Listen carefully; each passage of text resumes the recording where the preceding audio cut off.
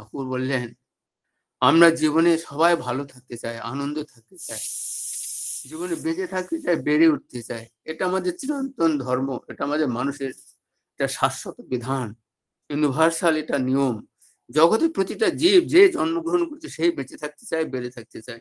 কেউ ইহজীবনে অসময়ে চলে যেতে চায় না। তাই ঠাকুর আমাদের খুব সুন্দর করে বললেন যে উৎসুজিত রক্ষণতার সুখ সুবিধার চেষ্টা, যেই হারালে ওরে বেকুব, মিটবে না তোর চেষ্টা। আমার জীবনের প্রিয় পরম যিনি, আমার জীবনের যেন উৎস, যার থেকে আমি পৃথিবীতে এসেছি, যিনি এই দিন দুনিয়ার মালিক, উৎসুজিত রক্ষণতার, তাহলে আমাকে তাকে রক্ষা করে চলতে হবে, তার বিধিকে আমাকে জীবনে পরিপালন করতে হবে, তার সুখ সুবিধা, তার ভরণ পোষণ আমাকে নিজের জীবন দিয়ে তা পরিপালন করতে হবে। যত আমরা তাকে পরিপালন করব, যত আমরা তাকে আপন করে নেব, নিজের জীবন দিয়ে, নিজের চলন দিয়ে, নিজের আচার ব্যবহার, মন প্রাণ ধন দিয়ে তাকে আমরা যত নিজের জীবনে আপন করে তুলতে পারবো, তিনি আমাদেরকে রক্ষা করে চলবেন।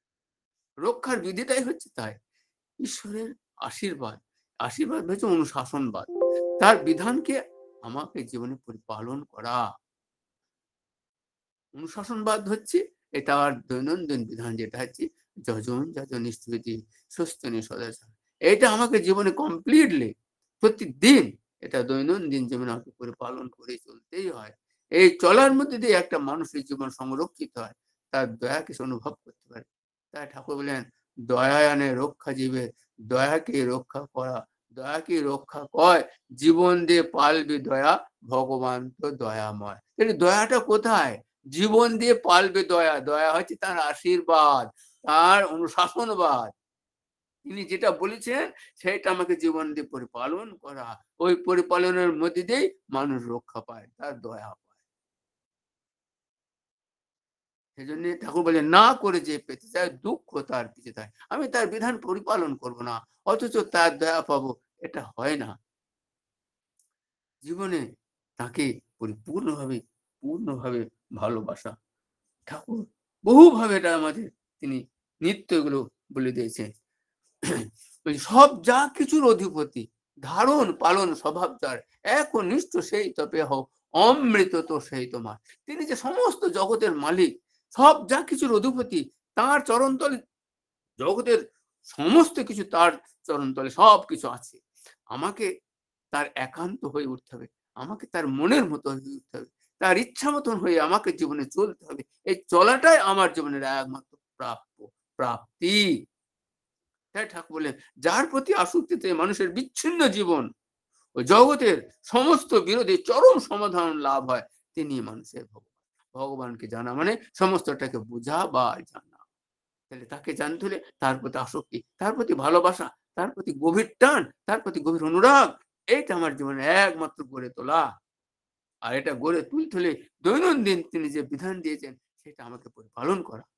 ওইটা বাদ দিয়ে কিন্তু তাকে আপন করা যাবে না। ঈশ্বর প্রাপ্ত মানে ঈশ্বরকে আপন করা, নিজের জীবনে তাকে চরিত্রগত করা, নিজের জীবনে তাকে ফুটিয়ে তোলা। আমরা যত তাকে আমার জীবন দিয়ে তাকে আপন করে তুলতে পারবো, তিনি আমার তত আপ্ত। তাই ঠাকুর মন যাতে তোর লেগেই থাকে, মুগ্ধ হয়ে রয়, তারই প্রীতির চলন বলন, প্রাপ্তিও তারে কয়। মনটা তাতেই লেগে রাখতে হবে, তার তুষ্টি, তার পুষ্টি, তার ভরণ পোষণ, এটা আমার জীবনের একমাত্র কর্ম হওয়া চাই। এই কর্মটার মধ্যেই আমার জীবনের একমাত্র সমস্ত সমস্যার সমাধান লুকিয়েছে। ইষ্ট স্বার্থ, ইষ্টের স্বার্থকে রক্ষা করে চলা। শ্রী পিতৃদেব বললেন যে জীবনের একটাই মাত্র সমস্যা আছে, ইষ্ট স্বার্থ প্রতিষ্ঠা, এই জীবনের কর্ম, যজন যজন ইষ্টভীতি, এই জীবনের ধর্ম, সর্ব সমস্যার সমাধান জানিস ইষ্ট প্রতিষ্ঠা। তিনি বলেছেন সব সমস্যার সমাধান হবে এই ইষ্ট প্রতিষ্ঠার মধ্যে দিয়ে। আমার জীবনে হাজারো সমস্যা আছে, আমার পারিবারিক সমস্যা আছে, আমার দৈনন্দিন জীবনের সমস্যা, আমার ছেলে মেয়ে স্ত্রী পুত্র পরিবারের অনেক নিয়ে আমাকে সমস্যা ভুগতে হয়। কেন হয়? আমরা তার মনের মতো হয়ে চলতে পারি না। আমাদের মধ্যে অনেক কামনা বাসনা, বিচ্ছিন্ন চলন, বিভ্রান্ত চলন, ওই চলনই আমাকে ঈশ্বর থেকে আমাকে দূরে সরে দিবে। আর যত আমি ঈশ্বর থেকে যত দূরে সরে যাব, তত আমার জীবনে তখন দুঃখ বেদনা জ্বালা যন্ত্রণা বিড়ম্বনা আমার জীবনে ওগুলো সাথে হবে। ইষ্টে চেতন ব্যক্তিত্বটা মন্ত্রী চেতন মন, ইষ্ট ভীতি দীক্ষা চেতন সেবা চেতন। ইষ্টের মধ্যে আমাকে যুক্ত যে যত থাকবে তার ব্যক্তিত্ব তত মজবুত হয়, তার ব্যক্তিত্ব তত সুন্দর হয়। আর মন্ত্রী চেতন মন, এই মনটাকে চেতন রাখতে হলে তার যে বিধান, যে সদ্নাম আমরা পেয়েছি, এটা দৈনন্দিন অনুশীলনের মধ্যে এটা জীবনে ফুটিয়ে তুলতে হয়। যজন যাজন ইষ্টভীতি এর মধ্যে সবকিছু লুকিয়ে আছে। নিত্য আমাকে তিনি বলেছেন যজন যাজন স্তুতি। যজনটা কি? যজনটা আমাদের করতেই হয়, অবশ্য করেই করতে হয়। যজন ছাড়া এই জীবনটা কিছু গড়ে ওঠে না। যজন ছাড়া যাজন, দুধ ছাড়া মাখন একই কথা। ভাব ছাড়া বোল, ছাউনি ছাড়া ঢোল কখনোই ভাবা যায় না। ভাব যদি আমার না থাকে আমার মুখে কথা বার হবে না, আমার বল আসবে না, আমার ভাষা বার হবে না। তাহলে ভাবটাকে পাকাপোক্ত করতে হলে তার নামের মধ্যে যুক্ত হয়ে থাকতে হবে, তার ধ্যানের সঙ্গে যুক্ত হয়ে থাকতে হবে। আর ধ্যানটা কি হবে? ধ্যানটা ইষ্ট স্বার্থ প্রতিষ্ঠামূলক কর্ম। ইষ্ট স্বার্থে চিন্তা ধ্যান, ইষ্ট স্বার্থে চিন্তা ধ্যান প্রজ্ঞা প্রতীতি জন্মে। আর ওই পথেতে সিদ্ধ আসে, অনুভূতি হয় কর্মে। অনুভূতিটা হবে কর্মের মধ্যে দিয়ে। ইষ্ট কর্ম, ইষ্ট প্রতিষ্ঠামূলক কর্ম। এই কর্ম মানব যতদিন না করতে পারে সে প্রকৃতপক্ষে জীবনে বেড়ে উঠতে পারবে না। বেড়ে ওঠার কোনো দ্বিতীয় কোনো পথ নাই। আমরা দৈনন্দিন ফর্মুলা অনুযায়ী আমরা দৈনন্দিন জীবনে ইষ্টভীতি যজন যাজন ইষ্ট করে চলেছি, কিন্তু এইটাই জীবনের কিন্তু সম্পূর্ণ জীবনের সব পাওয়া হয়ে যায় না। এর মধ্যে ঠাকুর আর একটা যেটা দিলেন, ইষ্ট স্বার্থ। ইষ্ট স্বার্থ, ইষ্ট স্বার্থ ইষ্ট স্বার্থর প্রতিষ্ঠা এই জীবনের কর্ম। আমাদের জীবনের কর্মটাতে বলে দেন ইষ্ট স্বার্থ। যে যত ইষ্ট স্বার্থের সঙ্গে নিজেকে যুক্ত করে রাখতে পারে সে তত সমস্যা থেকে মুক্ত হয়। স্বার্থ জানিস তোর একটাই আছে, ইষ্ট স্বার্থ যাহার নাম, ইষ্ট স্বার্থ প্রতিষ্ঠাতেই সব সমস্যার সমাধান। কেন তিনি বলছেন সব সমস্যার সমাধান ইষ্ট স্বার্থ? আমরা সমস্যায় ভুগি কখন? আমরা যখন আমাদেরকে নিজে যখন অতিরিক্ত ব্যস্ত হয়ে থাকি, তার কথা যখন ভুলে যায়। তাই ঠাকুর বললেন যে ইষ্ট স্বার্থে যে যত মশগুল হয়ে থাকে ব্যক্তিত্ব তার তত অটুট থাকে। আমাদের কর্ম হচ্ছে ইষ্ট স্বার্থ। ইষ্ট আর ইষ্ট স্বার্থের মনের আনাগোনা এমনি করে আসেই ক্রমে চিত্তে সংযোজনা। ইষ্ট স্বার্থ আমি যদি নিত্য তার ভাবে যুক্ত থাকি, তাহলে আমার মনের মধ্যে ভাবটা আসবে কি করে তাকে আমি পূরণ করব, কি করে তার আমি ইচ্ছাকে জীবনে ফুটিয়ে তুলবো, কি করে তার ইচ্ছাকে জীবনকে পূরণ করব, ইষ্টের ইচ্ছাকে পূরণ করব। ইষ্টের ইচ্ছা পূরণ ছাড়া মানুষের জীবনে মেকি হয়ে থাকে, মানুষের জীবন ভেজাল হয়ে থাকে, সেই জীবনে প্রকৃতপক্ষে সুখ শান্তি সে পায় না। আমরা দৈনন্দিন যে ১.৫ ঘন্টা ২ ঘন্টা ৩ ঘন্টা সৎসঙ্গ করছি, এইটা করছি মানে এটা কি আমরা তার স্বার্থটাকে বজায় রেখে আমরা চলছি। তিনি এটা চেয়েছেন, আমরা এটা দৈনন্দিন এটা করে চলি। আর আমরা যত করে চলবো তত আমরা জীবনে বেড়ে উঠবো। উষায় তিনি বলেন হাজার হাজার ঠাকুর বাণী দিয়েছেন, হাজার হাজার বাণী। অত বাণী আমরা জীবনে প্রত্যেকটা বাণী আমরা জীবনে পরিপালন করতে পারি না, সম্ভব নয়, আমাদের পক্ষে সম্ভব নয়। আমরা জীব কোটি মানুষ, সংসার জীবনের মানুষ, আমরা এগুলো পালন করি। কিন্তু তিনি নির্দিষ্ট ৩টি বাণী আচার্য শ্রী শ্রী পিতৃদেব এগুলো আমাদের বেঁচে দিলেন। একটা মানুষ যদি দৈনন্দিন এই ৩টে বাণী জীবনে ফলো করে, জীবনে পরিপালন করে, সে আস্তে আস্তে আস্তে আস্তে একটা মানুষ ইষ্টের কাছে পৌঁছাতে পারে, ইষ্টের সান্নিধ্য লাভ করতে পারে, ইষ্টের মহিমা, ইষ্টের করুণা তার সে জীবনে পেতে পারে। কি? উষায় নিশায় মন্ত্র সাধন চলাফেরায় জপ, যথাসময় স্ত্রীদেশ মুক্ত করায় তপ। এটা আমাদের প্র্যাকটিক্যাল লাইফ, এটা আমাকে দৈনন্দিন জীবনে করতে হবে, এটা আমাকে ফুটিয়ে তুলতে হবে। উষায় নিশায় মন্ত্র সাধন করতেই হবে। উষায় নিশায় মন্ত্র সাধন না করলে আমার ভিতরে যে দমটা, সেই দমটা ফুরিয়ে যাবে, আমার জীবনে শক্তি সঞ্চয় হবে না, আমার মধ্যে পজিটিভ পাওয়ার আসবে না। আমাদের কর্ম হচ্ছে এটা, হচ্ছে আমাদের এটা হচ্ছে বেসিক কর্ম, ইষ্ট স্বার্থ, ইষ্টের ইচ্ছাকে পূরণ করা। উষায় নিশায় মন্ত্র সাধন করতেই হবে। আর যথাসময় দেশ মুক্ত করায় দাও। তিনি যেমনটি বলেছেন তেমনটি করতে হবে। শ্রী শ্রী পিতৃদেব ঠাকুর একসময় প্রশ্ন করছেন, আমি এত সব বানিয়ে দিচ্ছি কার জন্য? সবাই বলছে যে দেশের জন্য, দশের জন্য, নানান জন্য, জগতের জন্য। কিন্তু শ্রী পিতৃদেব বড়দা যখন ঠাকুর সামনে হলেন, তখন ঠাকুরকে জিজ্ঞাসা করলেন, ঠাকুর জিজ্ঞাসা করলেন বড়দাকে, এই বাণী আমি কার জন্য দিচ্ছি এবার খোকা? তো তিনি বললেন, সব ঠাকুর আমার। তাহলে প্রতিটা বাণীগুলো আমরা তার কাছ থেকে শুনছি, এটা ভাবতে হবে, যে পড়ছে সেটা ভাবতে এটা আমার জন্য।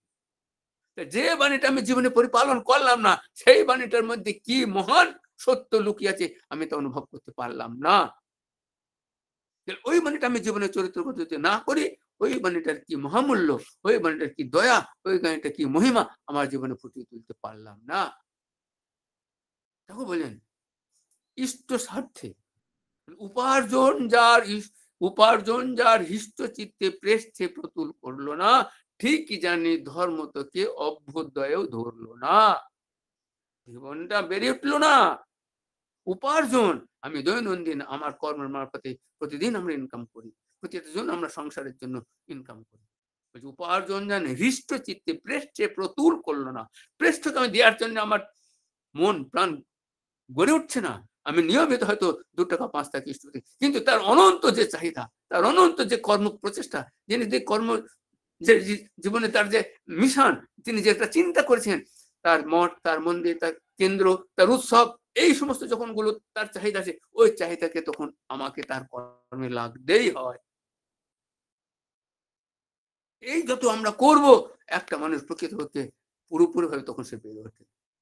বলেন, প্রেষ্ঠ তোমার দাঁড়িয়ে আছে জীবন নদীর এপারে ওপারে, আপন করে নাও তারে। কর্ম আচার ব্যবহারে, কর্মর মধ্যে দিয়ে তাকে ফুটিয়ে তুলতে হবে, তার ইচ্ছাকে পরিপূরণ করতে হবে। তার ইচ্ছাকে যত আমরা পরিপূরণ করে চলতে পারবো, তিনি তত আমাদের মধ্যে জেগে উঠবেন। বলে নিজের ঠাকুর একটা পথের করে বলতে, নিজের প্রবৃত্তি পূরণের টানের চাইতে ইষ্টে বা ঈর্ষেতে টান বেশি না হলে অদৃষ্ট বা কর্মফলের বিরুদ্ধে কিছুতেই কৃতকার্য হওয়া যায় না। আমাদের টানটা ইষ্টের উপর অতখানি বেশি হওয়া চাই। নিজের প্রবৃত্তি পূরণের টানের চাইতে ইষ্টে বা ঈশ্বরতে টান বেশি না হলে অদৃষ্ট বা সঞ্চিত কর্মফলের বিরুদ্ধে কিছুতেই কৃতকার্য হওয়া যায় না। আমাদের অনেক কর্ম আমাদের জীবনে আছে, ভালো মন্দ, সেই কর্মফল আমাদের জীবনে আছে, সেই কর্মফল আমাদের জীবনে অনেক সময় দুঃখ, কষ্ট, বেদনা, আদি ব্যাধি আমাদের জীবনকে ভোগ করাইতেই হয়। সেই জন্য ওই কর্মফলটা আমাদের জীবনে ত্যাগ কখন হয়? যখন ইষ্টের প্রতি টানটা অতখানি গভীর হয়। অতখানি যদি আমরা ইষ্টের প্রতি একান্ত হয়ে উঠতে পারি, তখন আমার এই কর্মফলটা ত্যাগ হয়। এটাও বলেন, কর্ম করে যাহা পাও ইষ্ট কাজে যদি দাও, দিয়েই হলে ধন্য ভাগ, তবেই কর্মফল ত্যাগ। এই যে আমরা দৈনন্দিন ইষ্টভীতি করছি, এটা আমাদের দৈনন্দিন আমরা যে কর্মগুলো করছি, আমাদের যে কর্মফল তৈরি করছে, আমার দেয়াটা যত গভীর হবে, যতটা দেয়াটা আমার পক্ষে বেশি হবে, তত তার প্রতি আমার টান বাড়বে, তত তার প্রতি আমার অনুরাগ বাড়বে, তত তার প্রতি আমার নেশা বাড়বে। যে যতটুকু করবে, সে ততটুকু তার নেশা, তার ততটুকু তার প্রতি অনুরাগ আসবে। করা আমরা সংসারের জন্য করি, ছেলে পেলের জন্য করি, স্ত্রী পুত্র পরিবারের জন্য, আমাদের সংসারের প্রতি এত টান, এত ভালোবাসা, প্রভুর জন্য, প্রিয় পরমের জন্য আমরা যে যতখানি করব, আমরা ততখানি জীবনে বেড়ে উঠবই করবো। তাই বললেন, যিনি তোমার সত্তা সংরক্ষক, যিনি তোমার পরিপালক, নিজের ক্ষতি করেও আগে তাকে তুষ্ট করো, তাকে পুষ্ট করো, পরে পুষ্টিতে প্রবৃত্ত হয়েও, ইহাতে তোমার ভবিষ্যতে জীবনের পথ আরো মঙ্গলই হবে। ঠাকুর বলছেন, যিনি তোমার সত্তা সংরক্ষক, যিনি তোমার পরিপালক, নিজের ক্ষতি করো আগে তাকে পুষ্ট করো, এতে তোমার ভবিষ্যৎ জীবনের কল্যাণের পথ প্রশস্তই হবে। ঠাকুর বলছেন, যিনি আমাকে যিনি রক্ষা করতে পারেন, তার প্রতি অতখানি গভীর টান, অতখানি অনুরাগ আমার জীবনে গড়ে তোলা, এটা করতে হয়। এটা দৈনন্দিন জীবনে আমাকে নিত্য সাধন ভজন করতেই হবে। এটা নিজে যদি আমি অতখানি গভীর যদি আমি যেতে চাই, তাহলে আমাকে এই নাম ধ্যান সাধন ভজন এটা করতেই হবে। গভীর রাত্রিতে, ভোর রাত্রিতে 8 ঘন্টা থেকে 45 মিনিট নাম ধ্যান না করলে আমার ভিতরে যে চঞ্চলতা আছে, আমার ভিতরে যে কামনা বাসনা গুলো আছে, ওর গায়ে হাত পড়বে না। ওইটা থেকে মুক্তি পেতে হলে আমাকে নাম ধ্যান সাধন ভজন জপ তপ এটা তিনি যেমন যেমন বলছেন ততখানি করতে হবে। এই করার মধ্যে দিয়ে একটা মানুষের জীবন মন প্রাণ গড়ে ওঠে, নচেত কিন্তু আমাদের জীবন গড়ে ওঠে না, উঠতে পারে না, সম্ভব নয়। এজন্য বলছে ইষ্ট স্বার্থ প্রতিষ্ঠা পর হয়ে ধর্মে চলবে যত, ধর্ম আনবে অর্থ তোমার কাম মোক্ষ তেমনি তত। ইষ্ট স্বার্থ প্রতিষ্ঠা পর আমাকে সকল সময় তার স্বার্থ প্রতিষ্ঠা কিসে হয় এইটা আমাকে দেখে চলতে হবে। এই দেখে চলাটাই হচ্ছে জীবনের চলা। এর মধ্যে জীবনের প্রকৃতি পাওয়া আছে, সব পাওয়া এর মধ্যে লুকিয়ে আছে। ঠাকুর বলছেন যে কেন আমরা করতে পারি না, পারি, কিন্তু আমাদের হয়তো অতখানি আমাদের সামর্থ্য কুলায় না। কিন্তু যতখানি আমাদের সামর্থ্য কুলায় ততখানি আমরা যদি তার জন্য চেষ্টা করি আমরা কিন্তু জীবনে বেড়ে উঠবই। একটা ঠাকুরের ছোট্ট একটা ঘটনা বলেন ইষ্টের কাজ যে ইষ্টই করেন সেটা তুমি জানো না, আর তোমার কাজ যে তিনি করান সেটাও তুমি বোঝো না। ঠাকুরের একটা বাণী, ইষ্টের কাজ ইষ্টই করান সেটা তুমি জানো না, আর তোমার কাজ যে তিনি করান সেটা তুমিও বোঝো না। একটি দাদা তার একমাত্র কন্যা বেশ কয়েকদিন থেকে নিউমোনিয়া জ্বরে ভুগছে। ছোট্ট কাহিনীটা বলে আমি শেষ করছি। তা নিউমোনিয়া জ্বরে ভুগছে, কষ্ট হচ্ছে অনেকদিন, গরিব মানুষ, স্বামী স্ত্রী দুজন, আর তার মেয়ে এই 10-12 বছরের মেয়ে কদিন থেকে ভীষণ জ্বরে ভুগছে। তা যখন ওই দিন কিছুই আশেপাশে ছোট ছোট গ্রামের ডাক্তারদের দেখিয়ে সারছে না, জ্বর কোনো মতেই কমছে না। তখন স্ত্রী বলছে যে তুমি একদিন একটু ঠাকুর কাছে যাও না, ঠাকুর কাছে গিয়ে একটু বিধান নিয়ে আসো না, ঠাকুর যেটা যেটা বলে দেবেন তাই তাই করবা, তাহলে আমাদের একটা জীবনের একটা সুরাহা হয়ে যাবে, পথ পেয়ে যাব।